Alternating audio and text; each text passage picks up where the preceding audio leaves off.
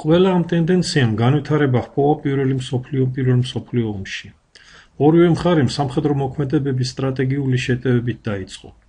გერმანია, რომელსაც უფრო დახვეწილი სამობილიზაციო სისტემა და რკინიგზების განვითარებული ქსელი ჰქონდა, ორ ფრონტზე ბრძოლის თავიდან აცილების მიზნით შეეცადა გაენადგურებინა საფრანგეთი, სანამ რუსეთი თავისი არმიის მობილიზაციას დაამთავრებდა და შემდეგ მთავარი ძალისხმევა აღმოსავლეთის ფრონტზე გადატანით დაემარცხებინა რუსეთი.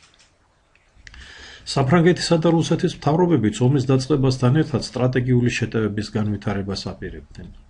ინგლისი გეგმავდა კონტინენტზე საექსპედიციო კორპუსის გაგზავნას საფრანგეთის დასახმარებლად, თავისი ძლიერი სამხედრო-საზღვაო ფლოტით კი გერმანიის სანაპიროების ბლოკადაში მოქცევას და გერმანიის კოლონიების ხელში ჩაგდებას. ომის პირველმა მანევრულმა პერიოდმა აჩვენა, რომ აღარ ამართლებდა ცალკეული არმიებით შეტევის ძველი მეთოდები. ნათელი გახდა, რომ მოგება ერთტაქტიანი ძალისხმევით შეუძლებელი იყო. მიუხედავად ამისა, რომ 1914 წლის კამპანიის ყველა უმნიშვნელოვანეს სტრატეგიულ ოპერაციას საფუძველში გარშემორტყმის იდეა ედო. ვერცერთმა მხარემ ვერ მოახერხა მოწინააღმდეგის დიდი დაჯგუფების ალყაში მოქცევა. აი ეს მხარეების სტრატეგიული შეტევების გეგმები 1914 წელს. ჯარები, რომლებიც ჩემოვლის გზით ცდილობდნენ მტრის ალყაში მოქცევას, ხშირად თვითონვე აღმოჩნდებოდნენ ხოლმე ამ საშიშროების წინაშე. შემტავი მხარის უპირატესობა მთავარი დარტყმის მიმართულებაზე, როგორც წესი, უმნიშვნელო იყო და ოპერაციის მსვლელობის პროცესში სწრაფად იკარგებოდა. სათანადოდ არ ფასდებოდა რეზერვების როლი და მნიშვნელობა. მხარეები ვერ უზრუნველყოფდნენ ჯარების მართვისა და არმიებს შორის ურთიერთმოქმედების ისეთ დონეს, რომელიც აუცილებელია ოპერატიული შემოვლისა და შემორტყმის განხორციელებისათვის. მოწინააღმდეგის ღია ფლანგების გარშემოვლის სურვილმა საბრძოლო მოქმედებათა ფრონტების განუწყვეტელი დაგრძელება გამოიწვია, სანამ ისინი არ მიადგენ გეოგრაფიულ ზღვებსა და ნეიტრალური სახელმწიფოების საზღვრებს. გაბმული ფრონტების ჩამოყალიბებამ ლოგიკურად დაასრულა ხაზოვანი სტრატეგიის განვითარება. ჯარების თავდაცვის გაზრდილმა შესაძლებლობებმა მოწინააღმდეგეებს საშუალება მისცა ფრონტებზე საკმაოდ მდგრადი თავდაცვითი პოზიციები შეექმნათ. ამრიგად ხაზოვანმა სტრატეგიამ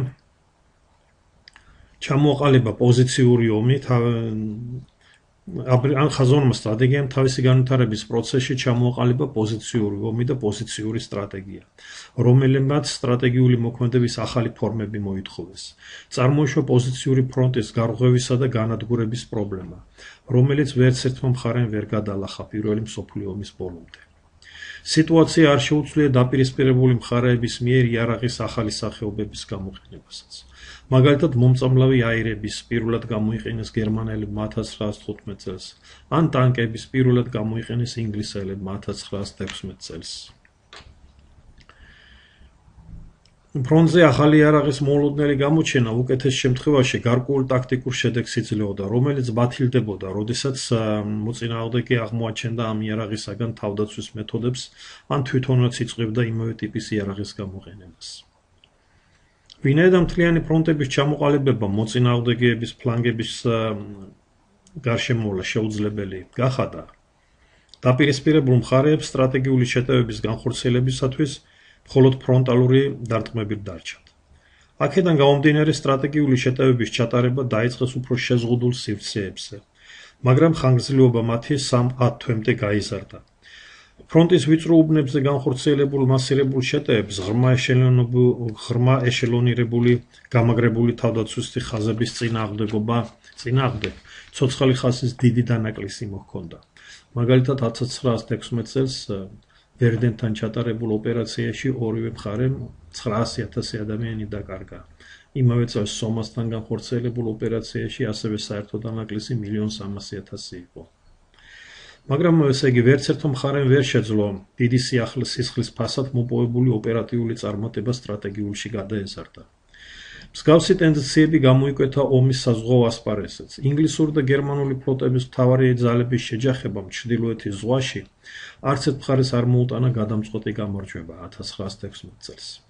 ამის შემდეგ მოწინააღმდეგეთა სახაზო ძალები ძირითადად თავთავის ბაზებში იმყოფებოდნენ, რაც პოზიციური ომის თავისებური საზღვაო ვარიანტი იყო. 1917 წლის 1 თებერვალს გერმანელებმა ინგლისის წინააღმდეგ გამოაცხადეს შეუზღუდავი წყალქვეშა ომი. ეს მათი აზრით დიდ ბრიტანეთს ეკონომიკურ ბლოკადაში მოაქცევდა და მის მთავრობას აიძულებდა ზავი ეთხოვა. გერმანული წყალქვეშა ნავები იმ დროისათვის 128 ერთეული. ბრიტანეთის საზღვაო კომუნიკაციებზე დაუნდობლად ანადგურებდნენ სავაჭრო და სამგზავრო გემებს, მათ შორის ნეიტრალური დროშების ქვეშ მყოფებსაც. მშვიდობიანი ხომალდების ჩაძვირვამ მსოფლიო საზოგადოებრივი აზრის უარყოფითი რეაქცია გამოიწვია და დააჩქარა გერმანიის წინააღმდეგ ამერიკის შეერთებული შტატების ჩაბმო ომში. ინგლისელებმა სათანადოდ თანდათანობით მოახერხეს წყალქვეშა ნავების წინააღმდეგ ბრძოლის ორგანიზება. აღსანიშნავია, რომ ამ ბრძოლაში სულ უფრო იზრდებოდა საზღვაო ავიაციის როლი.